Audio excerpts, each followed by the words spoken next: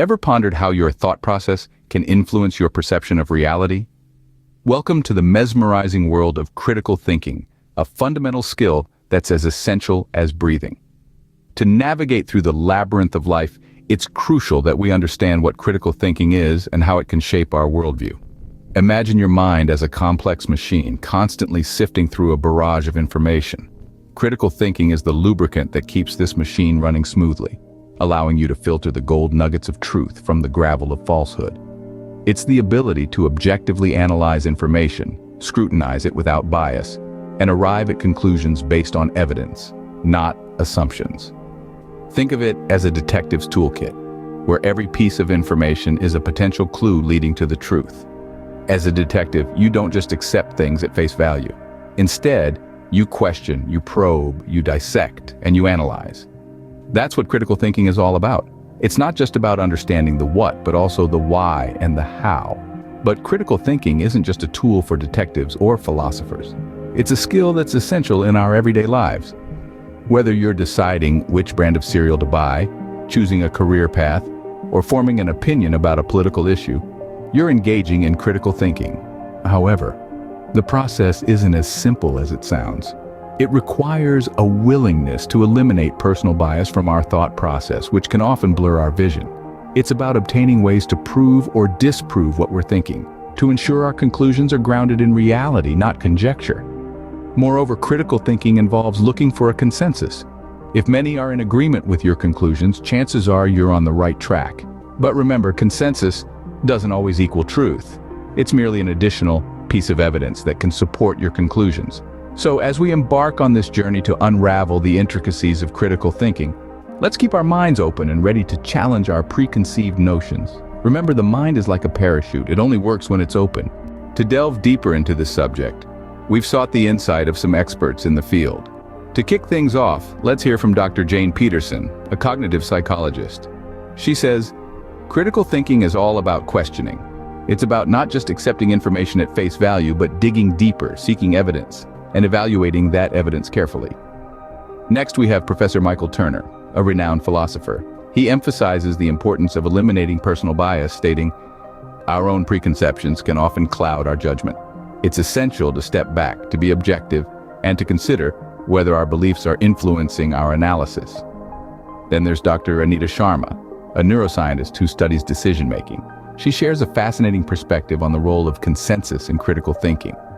Looking for consensus doesn't mean just going with the crowd, she says. It's about understanding the collective wisdom, seeing where there's agreement among other informed individuals, and weighing that in your analysis. Switching gears, we have Mr. Carlos Gomez, a veteran journalist.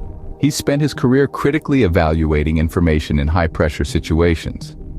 He tells us, in the world of news, there's no room for bias. Every piece of information has to be scrutinized, cross-referenced, and validated before we can present it to our audience. Finally, we hear from Miss Linda Chen, a high school teacher passionate about teaching critical thinking to the next generation. She says, critical thinking isn't about always having the right answer. It's about being curious, asking questions, and not being afraid to change your mind in the face of new evidence. In all these insights, a common thread emerges. Critical thinking isn't just about being smart or knowledgeable. It's about being curious, being skeptical, and being open to changing your perspective based on the evidence at hand.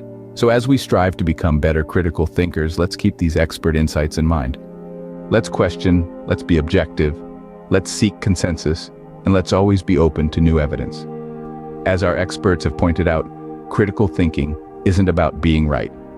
It's about approaching information with an open, analytical mind.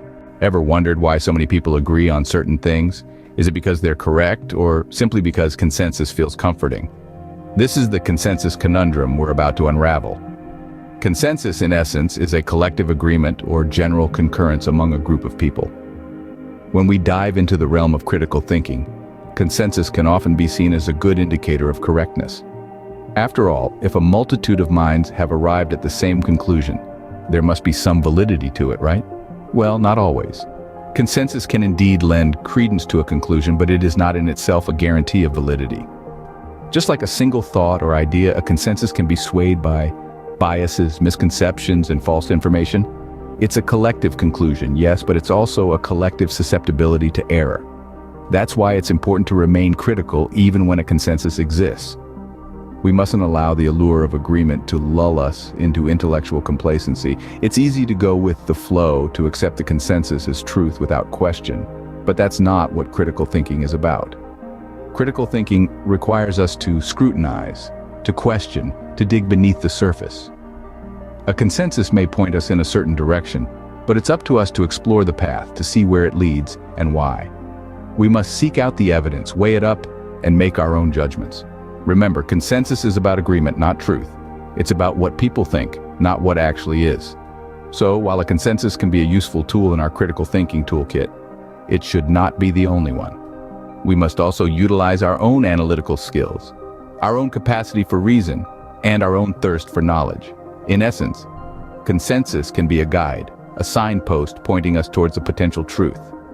But it should never be the destination. It should never replace our own critical analysis. Consensus can be a guide, but it should never replace our own critical analysis. We all have biases, but how do they affect our thinking and our ability to make rational decisions?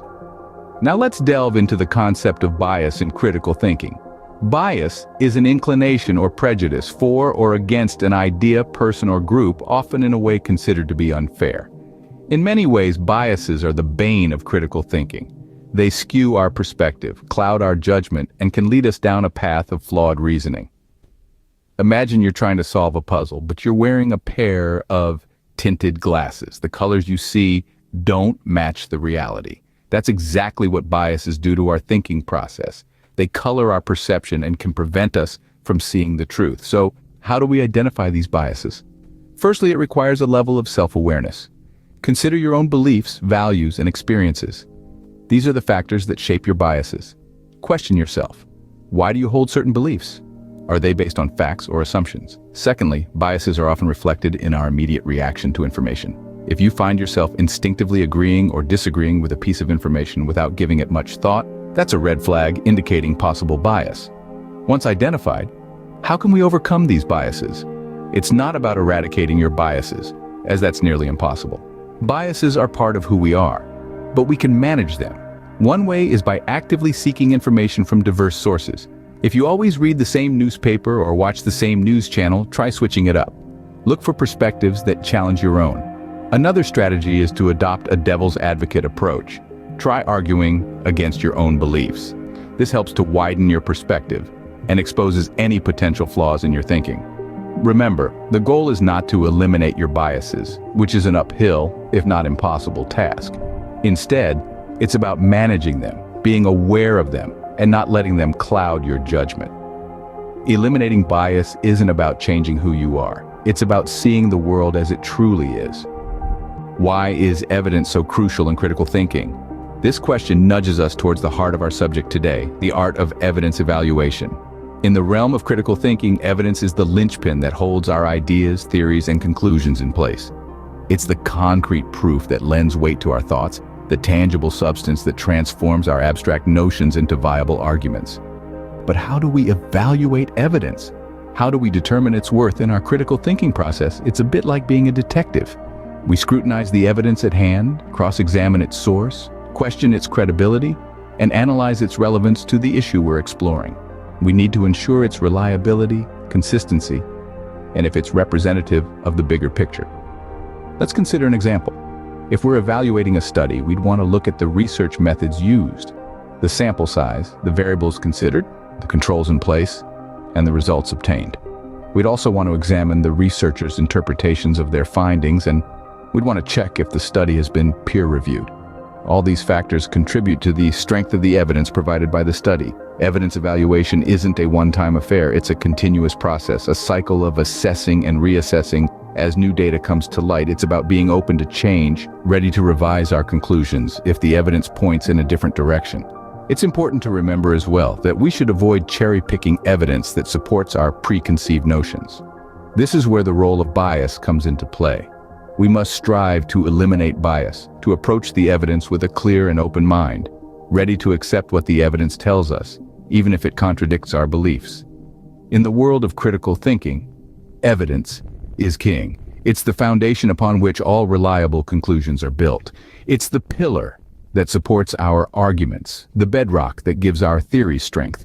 And as critical thinkers, it's our duty to evaluate this evidence with care, diligence, and an open mind. An open